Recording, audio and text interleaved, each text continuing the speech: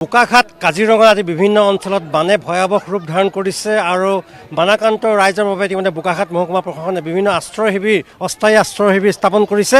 বোকাখাটৰ মাজমজিয়াত এইটো এটা আশ্ৰয় শিবিৰ, কলাখোৱা মধ্য ইংৰাজী আশ্ৰয় শিবিৰ, বিদ্যালয়ৰ আশ্ৰয় শিবিৰত ইতিমধ্যে শ বানাক্ৰান্ত ৰাইজে ইতিমধ্যে ইয়াত আশ্ৰয় গ্ৰহণ কৰিছে আৰু তেওঁলোকে যি ৰেচন চৰকাৰৰ পৰা পাবলগীয়া যিসমূহ সাহায্য খাদ্য সামগ্ৰী সঠিকভাৱে পাইছে নাই সেই বিষয়ে আমি জানিব বিচাৰিম। আৰু গোলাঘাট জিলা আয়ুক্ত পুলক কুমাৰ মহন্ত ইতিমধ্যে আশ্ৰয় শিবিৰসমূহত বানাক্ৰান্ত ৰাইজৰ দুখ দুৰ্দশাৰ বুজ ল'বলৈ এয়া আশ্ৰয় শিবিৰত উপস্থিত হৈছে দেখুৱাইছে। বছৰটো প্ৰথমটো বান কাজিৰঙাৰ লগতে বোকাখাটৰ বিভিন্ন প্ৰান্তত বানে ভয়াৱহ ৰূপ ধাৰণ কৰিছে আৰু গোলাঘাট জিলা আয়ুক্ত পুলক কুমাৰ মহন্তই বানাক্ৰান্ত ৰাইজে যাতে যি সাহায্য খাদ্য সামগ্ৰীৰ সাহায্য সঠিক ৰূপে পাইছেনে নাই সেইটো পৰ্যবেক্ষণ কৰিবলৈ চাবলৈ আশ্ৰয় শিবিৰত নিজে আহি উপস্থিত হৈছে।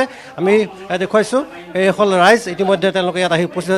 সাধাৰণ এজন ৰাইজ আছে, আমি তেওঁলোকৰ পৰা জানিব বিচাৰিম পাইছে নাই আপোনালোকে খাদ্য সামগ্ৰী পাইছে?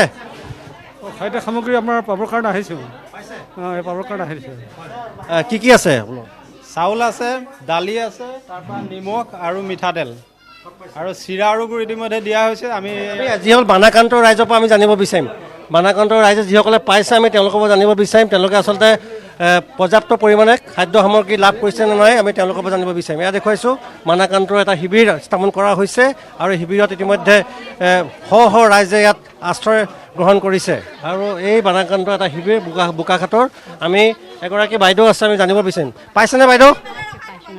পাইছোঁ চাউল পাইছোঁ, চাউল আৰু তেল এপোৱা। পানী সোমাইছে? হয়, পানী সোমাইছে। আপোনাৰ ঘৰতো পানী সোমাইছে?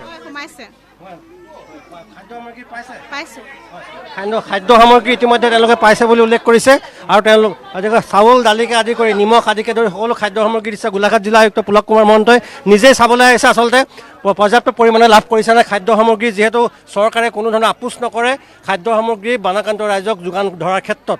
বানাক্ৰান্ত ৰাইজে নিজেই চাবলৈ আহিছে, ঠিকেই দেখিছেনে? আমাৰ চৰকাৰৰ নিৰ্দেশ আছে, আমি কোনো ক্ষেত্ৰত আপোচ নকৰোঁ। ৰাইজক আমি ৰিলিফ দিমেই যদি বানাক্ৰান্ত হয়। ইতিমধ্যে আমাৰ প্ৰায় 225 ঘৰ মানুহ এফেক্ট হৈছে বোকাখাটত। যোৱাকালি পৰহিৰ পৰা যিটো মুখলধাৰ বৰষুণ কাৰ্বি আংলঙত আমাৰ দুখন কহৰা ৰিভাৰ, এইখন ৰিভাৰ আমাৰ ডিফলু নদী বাঢ়ি আহিলে। তো মানুহখিনি ঘৰ ইনাণ্ডেটেড হ'ল। আমি ৰাতিয়ে তেওঁলোকক এই ৰিলিফ শ্বেল্টাৰলৈ শ্বিফ্ট কৰালোঁ আৰু আজি আমি তেওঁলোকক 3 দিনৰ কাৰণে ৰিলিফ দিয়া আৰম্ভ কৰিছোঁ। আৰু আমি গোটেইখিনি জিলাখনৰ পৰ্যবেক্ষণ আমি কৰি আছোঁ। নুমলীগড়ত আমাৰ অলপ চিন্তা হৈ আছে, কালিয়নী ৰিভাৰ তাতো কাৰ্বি আংলঙৰ পৰা যথেষ্ট পানী আহিছে, কিন্তু আমি প্ৰশাসন সষ্টম হৈ আছোঁ।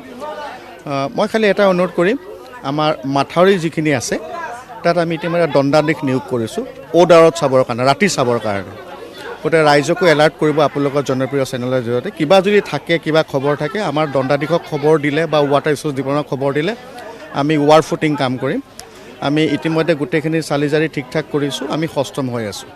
গোলাঘাট জিলা প্ৰশাসন সষ্টম হৈ আছে আৰু যিসমূহ স্পৰ্শকাতৰ এলেকা যেনে মাথাউৰি আদিকে বিভিন্ন এলেকাত ইতিমধ্যে গোলাঘাট জিলা আয়ুক্তই সংশ্লিষ্ট বিষয়াসকলক নিয়োগ কৰিছে যাতে তেওঁলোকে তাত অহৰ্নিশে তেওঁলোকে তাত পহৰা দি ৰাখিব পাৰে। আৰু এনেদৰে বোকাখাটৰ লগতে সমগ্ৰ কাজিৰঙাত বানে ভয়াৱহ ৰূপ ধাৰণ কৰিছে, আশ্ৰয় শিবিৰ অনুষ্ঠিত কৰিছে বোকাখাট জিলা মহকুমা প্ৰশাসনে।